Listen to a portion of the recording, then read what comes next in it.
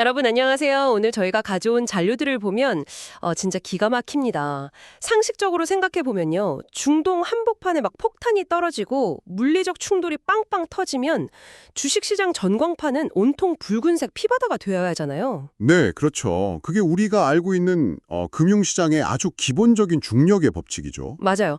그런데 바로 어제 글로벌 주식시장 보셨나요? 미사일이 막 날아다니는 와중에도 아주 샴페인을 빵 터뜨렸습니다. 나스닥은 사상 최고치 부근에서 계속 랠리를 이어가고 있고요. 전통적인 경제학 교과서 관점에서는 이게 전혀 설명이 안 되는 상황이거든요. 그러니까 에너지 공급망의 핵심이 중동이잖아요.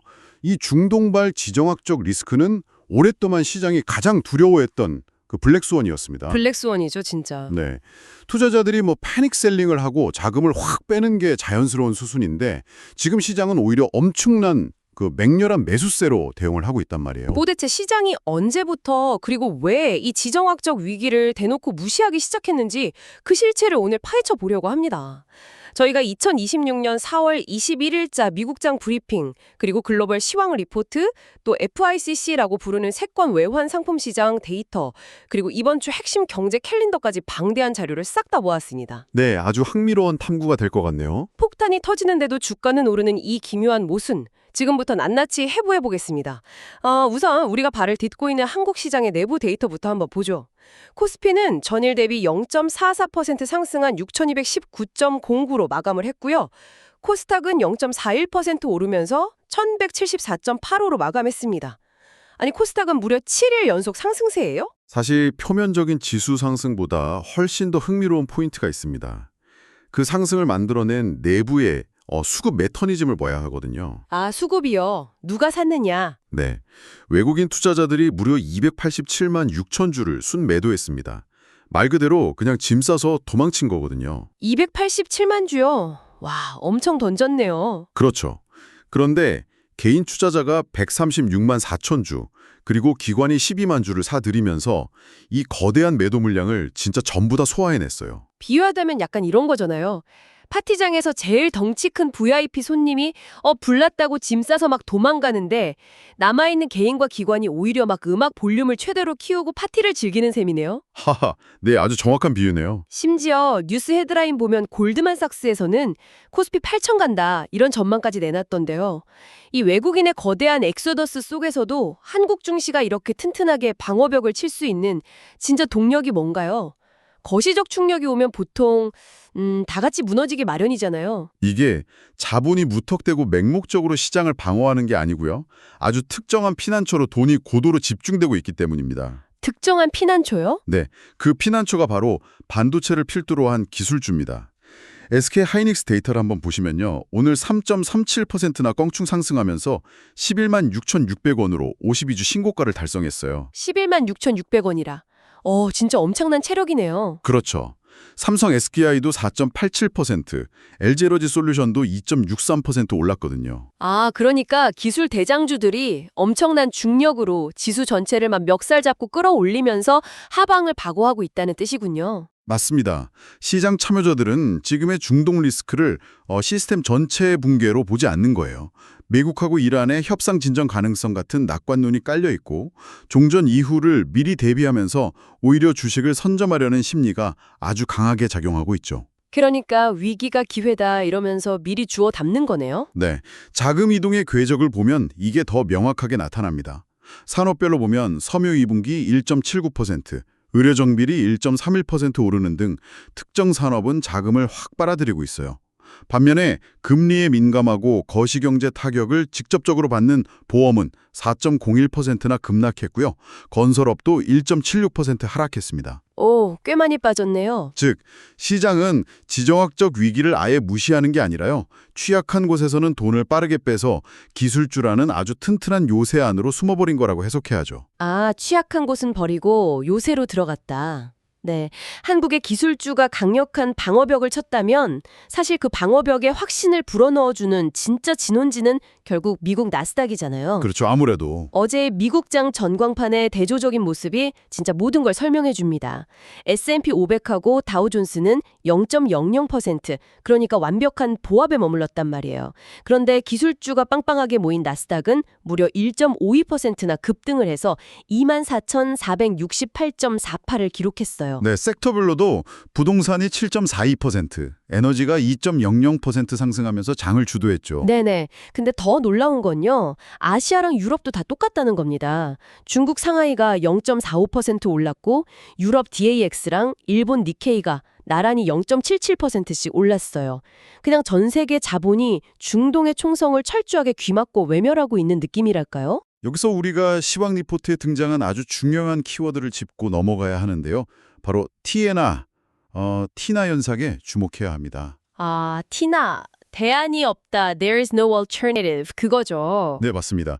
과거에는 전쟁이 딱 터지면 투자자들이 일단 채권이나 스위스 프랑 같은 전통적인 안전자산으로 막 피신을 했잖아요. 네, 보통 금 사거나 국채 사거나 하죠. 그런데 지금 글로벌 자본은 이 구조적 성장 자체가 가장 확실한 안전자산이라고 판단을 해버린 겁니다. 미래에셋증권 대표의 인터뷰 내용이 리포트에 인용됐는데 전쟁보다 유가, AI 투자 축은 반도체와 인프라라는 대목이 나와요. 아, 전쟁보다 유가다. 네, 그러니까 중동의 폭탄보다 AI가 앞으로 만들어낼 아주 확실한 현금 흐름에 전 재산을 베팅하고 있는 겁니다. 잠깐만요. 그 부분은 제가 약간 반론을 제기하고 짚고 넘어가야 할 것 같아요. AI가 안전자산이라는 건 시장에 너무 큰 오만 아닌가요? 오만요? 네.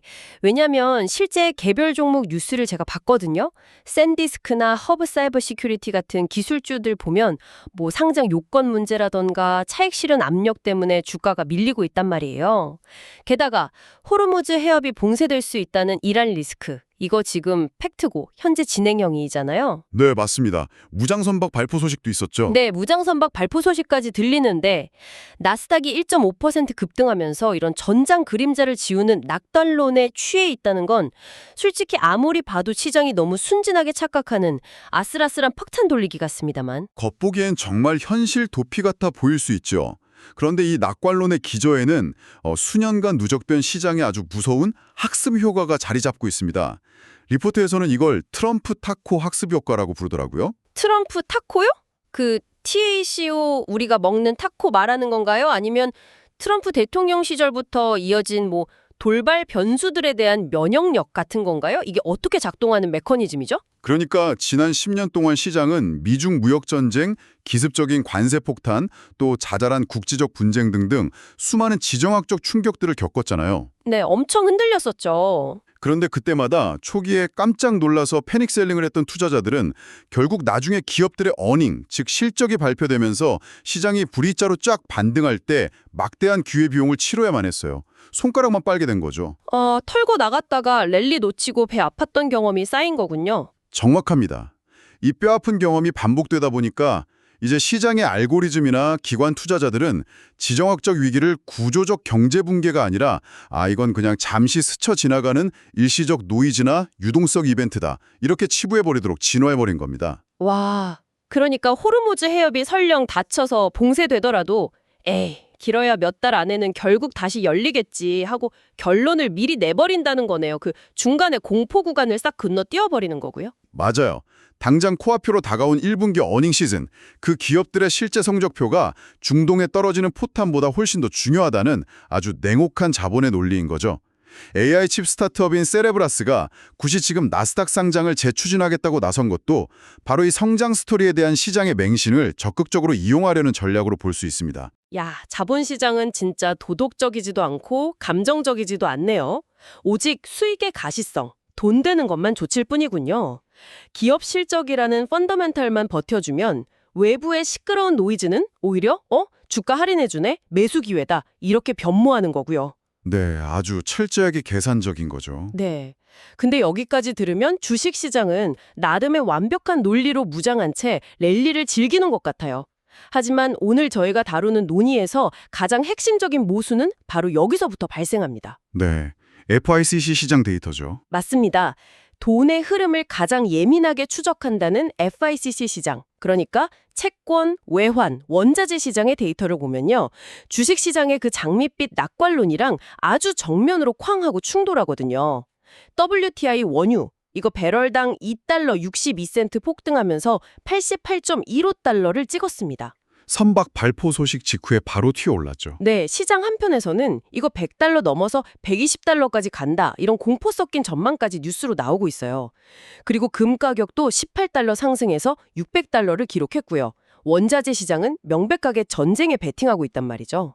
그러니까 주식시장하고 FICC 시장이 지금 현실을 전혀 다른 해상도로 읽고 있는 겁니다. 동상이몽이죠. 미국 국채시장도 비상이거든요.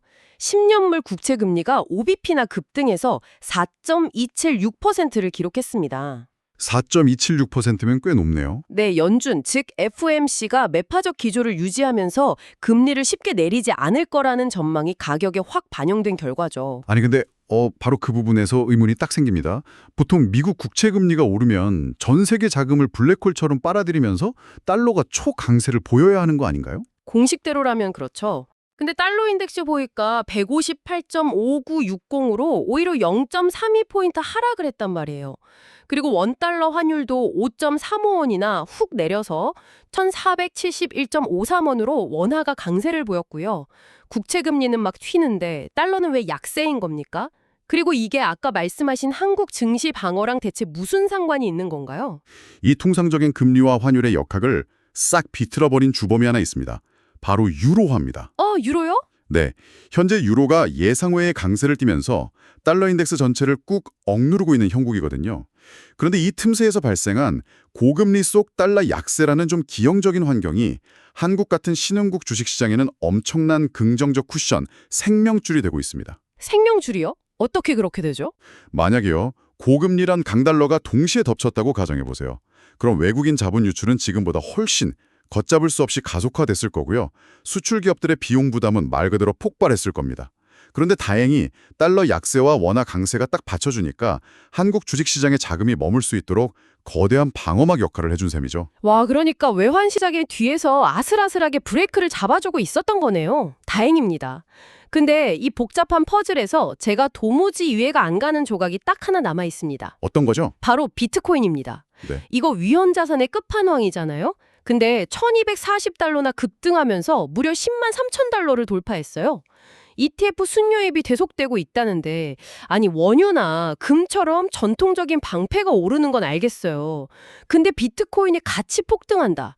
도대체 투자자들은 지금 방어를 하고 있는 건가요? 아니면 나스닥이라는 창을 들고 공격을 하고 있는 건가요? 정답은 둘 다입니다. 둘 다요?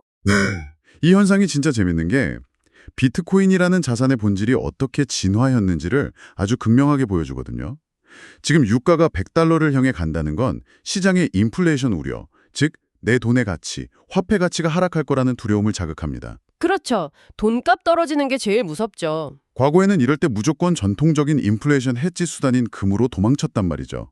그런데 이제는 기관 투자자들이 비트코인 ETF를 단순한 코인이 아니라 디지털 금, 그리고 새로운 유동성 흡수처로 동시에 활용하고 있는 겁니다. 아, 그러니까 비트코인이 무기이자 방패라는 거군요. 나스닥이랑 같이 달리는 공적형 창이면서 동시에 인플레이션을 막는 방어형 방패가 됐다. 정확합니다. 인플레이션을 해지하는 아주 고전적인 방어 기능이랑 기술주랑 동조화돼서 수익을 극대화하려는 공격 기능이 비트코인이라는 하나의 그릇 안에서 완벽하게 합성된 거죠. 시장 참여자들이 지금 극한의 양방향 배칭, 복합적인 심리를 보이고 있다는 증거입니다. 와, 나스닥이 축포를 터뜨리는 뒤에서는 유가 폭등이랑 인플레이션 공포라는 뇌관이 타들어가고 있는 그야말로 피말리는 줄타기를 하고 있는 거네요. 그렇다면 이 모순으로 꽉 찬 시장에서 청취자 여러분들은 이번 주 어떤 지표를 나침반으로 삼아서 대비를 해야 할까요? 경제 캘린더를 타임라인 순으로 한번 쫙 펼쳐보죠. 네, 일정들이 아주 빼곡합니다. 당장 화요일, 그러니까 오늘이죠. 미국의 3월 소매 판매랑 근원 소매 판매가 발표됩니다. 이게 미국의 핵심 소비 지표잖아요. 각각 1.4%, 1.3% 성장이 예측되어 있고요. 그리고 수요일엔 원유 재고 발표가 있고 미국 증시 전체의 방향타를 쥐고 흔들 테슬라, TSLA의 실적 발표가 기다리고 있습니다. 맞습니다. 그리고 한국 투자자분들에게는 목요일 일정도 대단히 중요하거든요. 한국의 1분기 GDP가 발표되는데 전년 대비 2.7%, 전기 대비 0.9% 성장으로 예측되고 있습니다. 또 같은 날에 미국의 신규 실업수당 청구 건수, 이게 212K로 예측되는데 이거랑 PMI 지수도 나옵니다. 금요일도 있죠. 네, 금요일에는 일본의 근원 소비자 물가지수 CPI가 나오고요. 또 미국의 미시건대 소비자 심리지수, 이건 47.6 예측이고요. 인플레이션 기대치까지 발표되면서 정말 꽉 찬 한 주가 마무리됩니다. 와, 무슨 지표들이 지뢰바처럼 쏟아지네요. 근데 이 많은 일정표 중에서 청취자 입장에서 당장 내 포트폴리오의 생사를 가를 가장 민감하게 봐야 할 단 하나의 트리거를 꼽는다면 어떤 숫자에 집중해야 합니까? 이 숫자 여하에 따라서 단기 매수를 할지 아니면 아까 말한 대체 자산으로 전환을 할지 고민해야 할 텐데요.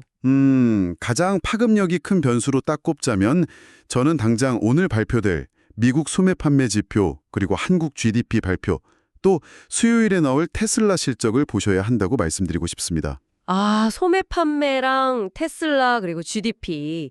이유가 뭔가요? 만약에 미국의 소비 지표가 시장의 기대치를 넘어서 아주 강하게 나온다면요. 미국 경제는 고금리 속에서도 침체 없이 날아간다. 이른바 연착륙을 넘어서 무착륙 시나리오가 완벽하게 입증되는 겁니다. 무착륙이요? 노랜딩? 네. 그럼 이건 나스닥이 중동 리스크를 깡그리 무시하고 기술주 강세 랠리를 계속 뒷받침할 아주 강력한 명분이 되거든요. 반대로 만약에 소비 지표가 예측보다 꺾여서 나온다면 어떻게 되나요? 나스닥의 그 무적 논리가 깨지는 건가요? 바로 그 순간이 위험합니다. 철저하게 무시당하고 있던 FIC 시장의 경고장이 주식시장을 덮칠 겁니다. 소비가 꺾이고 또 테슬라 실적에서 빅테크 수익성의 금이 간 게 확인이 되면 시장은 그제야 중동의 지정 확정 리스크를 진짜 악재로 인식하기 시작할 거예요. 아, 억눌려 있던 공포가 터지는 거군요. 네. 그러면서 기술주에서 원유나 금 같은 대체 자산으로 자금이 아주 급격하고 맹렬하게 쏟아져 들어가는 쏠림 현상이 발생할 수 있습니다. 그래서 이번 주 테슬라 실적은 그냥 단순한 개별 기업 뉴스가 아니라 1분기 실적 장세 전체의 견고함을 증명해야 하는 아주 상징적인 시험대 역할을 할 겁니다. 그렇군요. 자, 오늘 살펴본 논의들을 쫙 종합해보면 하나의 거대한 흐름이 딱 잡힙니다. 외국인의 거대한 매도 폭탄을 견뎌내면서 개인과 기관의 힘, 특히 기술주의 힘으로 버티고 있는 한국 증시, 그리고 대안이 없다며 AI와 반도체로 다시 똘똘 뭉친 미국의 티나 현상. 네, 흐름이 명확하죠. 거기다가 호르무즈 해협의 긴장감 속에서 급등하는 유가, 그리고 인플레이션 우려를 비트코인이라는 새로운 디지털 금으로 해지하려는 자본의 몸부림까지. 결국 지금 글로벌 주식시장은 이 지독한 지정학적 위기 속에서도 강력한 1분기 실적과 소비 지표라는 희망의 모든 것을 베팅하고 있습니다. 맞습니다. 소음과 신호가 극도로 혼재된 시장이거든요. 결국 이 복잡한 정보들이 청취자 여러분에게 말해주는 건요. 단순히 눈앞의 뉴스 헤드라인에 막 휘둘리기보다는 기업들이 실제로 이익을 내고 있는지, 어닝이 받쳐주는지, 그리고 거시경제 지표라는 펀더멘탈을 꽉 잡고 있어야 방향을 잃지 않는다는 사실입니다. 네, 펀더멘탈이 핵심이네요. 자, 오늘 심층 탐구를 마무리하면서 저희가 지금까지 나눈 대화에 등장하지 않았던 새로운 시각의 질문을 하나 탁 던져보고 싶습니다. 여러분, 조금 여운을 남겨드릴게요. 지금 글로벌 주식시장은 전생은 곧 끝날 것이고 기업들의 1분기 실적은 완벽할 것이라는 이 두 가지 최상의 시나리오를 이미 가격에 모두 완벽하게 선반영해 둔 것처럼 보입니다. 네, 아주 낙관적으로요. 하지만 만약 이번 주에 이 두 개의 튼튼해 보이는 기둥 중 단 하나라도 시장의 기대와 다르게 삐걱거린다면 어떻게 될까요?